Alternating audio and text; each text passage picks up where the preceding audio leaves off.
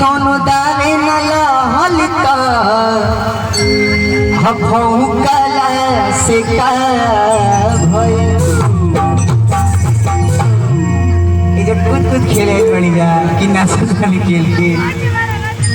अरे कि ऐसे तो दावे बात फर के फुलाइले होखे हर की जब भेटैबे न कइल तब हर छौकला सिका भइल जो सेल खाली पूछ लगाने की है आई तो सब लोग को निमने लगा ताड़ी क्या इनके तो बातें नहीं डाला बा जन्नत जी है पंजाब से आई भाई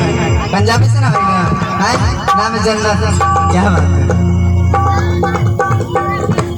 हर की बड़ी मन करता है रानी करे की भेंट आई हो कॉलेज सवेरे आ तोहर करब हम ओढ़नी से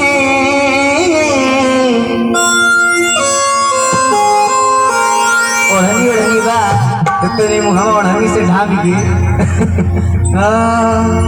हर के मुहवा ओढ़नी से बांध के